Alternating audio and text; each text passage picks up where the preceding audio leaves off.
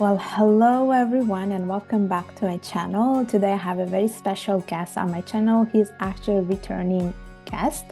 We have already did a video together a couple of months ago, and I decided to welcome him back because we want to talk about the CAIA designation.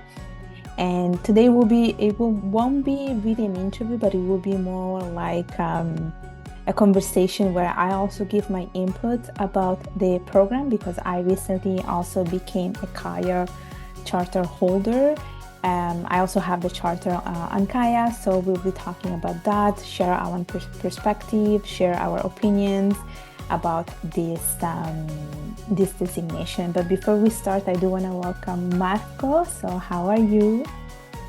Thank you. It's a pleasure to be back and to be able to provide your followers with all the knowledge they needed for this designation, of course. Yes, I don't think there are like a lot of people out there that talk about CAIA at all, actually, because I remember I was looking up for information and there was not really that many people. Yeah. And so hopefully we'll be the first ones or the part of those first few ones that are out there. So yeah, go ahead. Yeah, sure. Go ahead. No, I was going to say, so let's start by you telling us a little bit when you started with the CAIA program, and then I will share also my experience too. Yes. So in my case, I registered for the CAIA, the CAIA, for the March 2023 exam at the time. A few months before, I had finished the CFA and also the ESG investing certificate by the CFA Institute.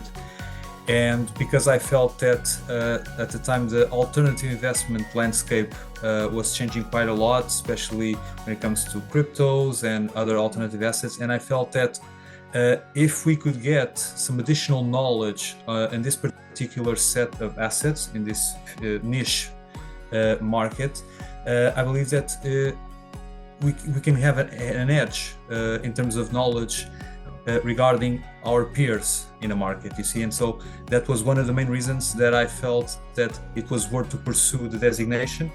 But of course, as you can imagine, it's a pretty daunting test because the level 2 is not that easy at all, even though we recycle a lot of things from the CFA, but even also the time we have to prep for the exam and having a full-time job. Yes, it's a demanding task, but of course it requires a lot of work. Yeah. And if I can add about that, or if I can share my own experience, basically a little bit like you, I started with the program right after the CFA because I was like, I think it was the right time to do it. And so I'm talking about October 2023, actually. Yeah. And a little bit like you, actually, like I was always interested in pursuing it, but I was just waiting to finish with the CFA program. And what happened is I had this conversation with someone at work, and they were like, yeah, go ahead and do it because it's like it's a niche, and you know it's in demand right now. So that's how I started it. And yes, I got an exemption from level 1 because I had my CFA charter. Of course. So I got the exemption. I jumped to directly level 2. And a little bit like you said, it's not so easy as people say. Like, I don't know about level 1, but level 2, there's a lot of things to know. Like, it's like there are a lot of things. Like, yeah, you want to add something? Go ahead. No. And I was going to add to that because there are several chapters. For example, I remember in terms of the operational due diligence that we need to do on specific assets, the last chapter on volatility, for example. These are quite demanding, and I would always suggest to anyone who is trying to tackle the level 2 exam, especially prepare yourself for these 2 chapters because these will going to take a lot of work out of you to make sure you prepare well. And also when it comes to the exercises, the practice questions, they are quite complex as well to tackle. And so in that prospect, it's a very demanding, and it requires a lot of attention in that regard. Yeah, and since you touched upon it, like what practice materials did you use? Because I haven't used the one provided by the CAIA Association. Like, forget it. Yes, I recall at the time, especially coming out of the CFA and also the investing certificate, I felt that the materials were much more difficult to work with. First and foremost, because the curriculum is inserted into a platform from Wiley, and so you cannot, at least I couldn't, you cannot access the platform without an internet connection. So you are also a bit limited on the places in which you can study. And so, yeah, I felt this is a bad, or at least a worse setup than the the CFA. And also, in terms of the preparation, I felt that something is not right, because in the exam you have 2 hours in the morning, 100 multiple choice questions, and then you have in the afternoon several open-ended questions. But you only get from the CAIA Association open-ended questions to practice, and they are not nearly enough by themselves. And so that is why I felt, yeah, all right, I'm going to have to resort to a prep provider. I chose at the time Edge Designations. I bought 3 mock exams from them. And actually, I don't know why to this day, why this happened, but by buying those 3 mock exams, I ended up having access to their question bank.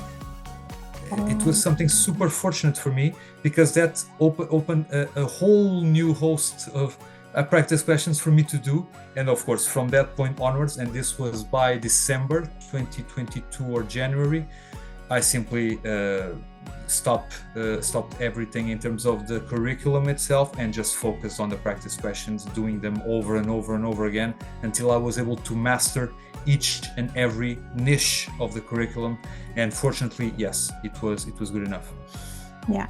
So if I can add my own experience with it, I have used Uppermark, and I also used Edge Designations, and I think they both have their weaknesses and they both have their strengths as well. And I think their weaknesses and strengths complement each other. So somehow I was able to be prepared enough because I used both of them. And the good thing about Uppermark is that I think it has a question bank. It has practice problems that are very much similar to what you will see in the exam. Like there are a bunch of multiple choice questions and there are open-ended questions. Yes. And I very much liked how things were structured. But the bad thing about this program was that, or at least about the approved providers, that when you send an email, they never get back to you. So I feel like their customer service is really not the best. I think I had so many questions, and also they have content video about each reading, and if there are new readings, they take so long to release them. So maybe you're closer to the exam date and some videos are not released, so I had to follow up a couple of times, and they were like, yeah, we will do it, but then they never even reply to you, they never respond to you. That's I felt their customer service was terrible. I used also Edge Designations because basically the same person, Russell, who basically creates content on YouTube, I watched some of his free stuff and I was like, yeah, let me go and reach out to him. So I bought his stuff, and basically when you buy his materials, he also adds you to this WhatsApp group. You get a bunch of notifications, but you can see a little bit the questions being asked. You can see how people are preparing, even though you can always turn the notification off, but that was pretty good, I felt. And then he's also very approachable. I would send out messages to him and he will get back to me. But I don't think his problems are challenging enough. I think they could be a bit better, but of course compared to the ones from the curriculum, because in the curriculum there's pretty much nothing. There's nothing. There's no multiple choice questions. They have open-ended questions, but they're very much limited, and it's just a question on okay, what are 5 advantages of this, for instance, but it's not based on a case study, for instance. So I don't think the curriculum does a good job in that sense. Yes, absolutely. Yeah. And one thing that I recall a lot, of course with a smile, because I think that's the downfall of many candidates, and I want, of course, to let other candidates know about this, that for example, you told about the WhatsApp the WhatsApp that we are added once we buy something from Edge Designations. It's useful for sure, but that tells a lot about the way the average candidate prepares, because I remember I started my preparation October the 3rd, which was the day registration opened. My exam was on March 31st. I recall that up until January, the WhatsApp group was almost completely quiet. Nobody was asking questions. And then from February onwards, it exploded. Everyone was rushing with the preparation, asking questions left and right because they didn't know what to do. And basically, many of those were clueless about 1.5 months away from the exam. So I would urge every single candidate who is seeing this, please, even though if you buy something from, for example, Edge Designations and the WhatsApp seems to be calm and nobody seems to be preparing at that point in time, please start prepping a lot earlier, because you're going to have so much of an edge against your competition. And given that your performance will be measured against the other candidates by prepping earlier, especially if you have a full-time job and family commitments, you're going to be so far ahead of the rest of your peers that for sure it's going to be a huge factor for you to pass the exam. Sure. Yeah.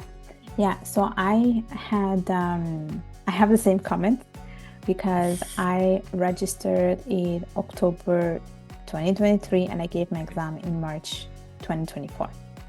And I was part of this WhatsApp group. It was silent for I think 4 months, and then suddenly in January people start bombarding you with messages, screenshots. So like your photo gallery is like full of like screenshots from the curriculum, and you're like, what's going on? I had to actually mute myself. Like I had to put a mute notifications on this group, because I was like, I can't deal with this. I don't want to.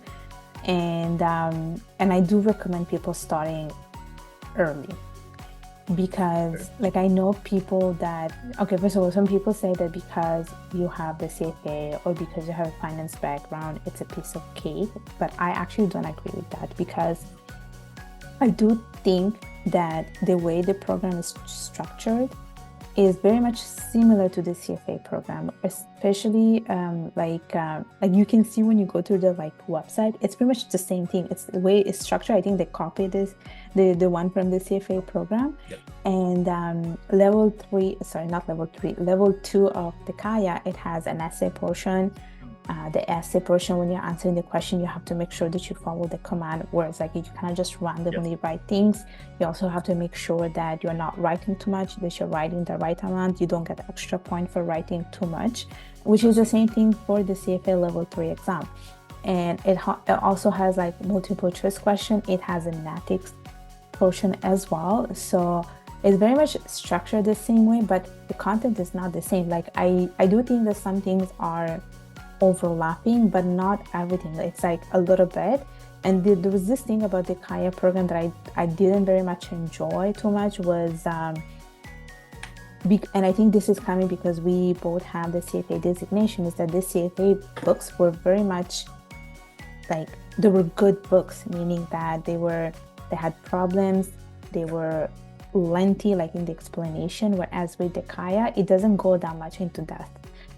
So you're reading stuff and you're like, I don't understand, and you don't have anyone to ask for anything. So here is a hurdle, so you have to find a way to find an answer. So you always have to look like online, for instance, for things, and that takes time. Absolutely, yeah. And I felt the same way on many of the concepts, especially those which don't have an overlap with the CFA. And I remember that many times I went through Google searches, because especially for concepts which were explained in a way which it was not understandable. In that way, the curriculum may be a little bit less, their explanative power may be a little bit lower, I would say. But as long as you can have a way to search for the answers on Google, for example, the concepts, how they are explained, because in many ways the Google has the internet has many sites in which you can find the concepts which are much simple in explanation. One thing that I'd like to mention, now that you pointed out the issue of the exam, is that in the exam I felt like the exam structure was not ideal. I think I told you at the time during the preparation is that you have 2 hours to answer 100 multiple choice questions. It's by their own, they are a little bit simpler because they are multiple choice than the essay portion, but the time limit is extremely tight for 100 questions. 2 hours is right on the limit. And then you have in the afternoon like 9 multiple choice open-ended questions, and you have 2 hours to respond to answer those. I mean, you can answer those questions like in probably half an hour, 45 minutes, and then you have time to review them 3-4 times if you want, because you have so much time. And so I think the length of the morning portion is too long, and there's too little questions on the afternoon exam. I mean, the structure of the exam for me, it simply did not make sense. So I did not feel exactly the same way as you. Yeah. Honestly, when I was doing the afternoon questions, I was just like, when are we done with these questions, actually? Because I felt they were probably a little bit too much. Yeah. But I think the time that they give, it's enough for you to answer those open-ended questions. Absolutely.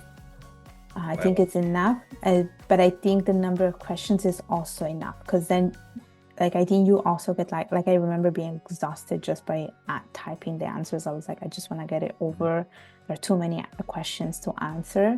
And talking about the morning part, it was, yeah, I guess somehow, like, if they could give us a little bit of more time, maybe like an extra half an hour, I think it should be okay for 100 questions. But I think it also comes from the level of preparation. I think if you're prepared enough, probably you can fly by with the questions, but like 100 questions is a lot of questions as well. So that's it.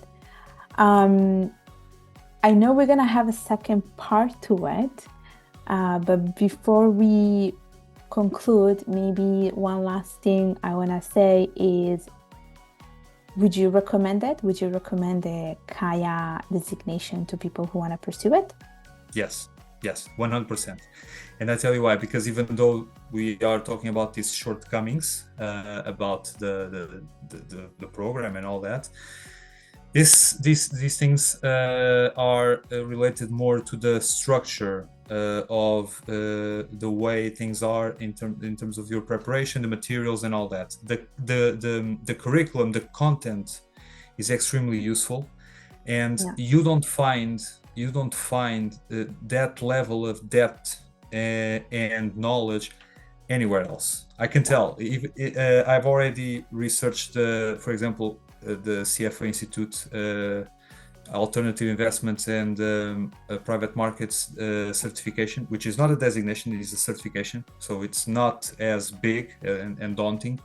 And it doesn't even come close. I know that the CFA Institute tries to launch this program, this certification, as sort of to create some sort of competition.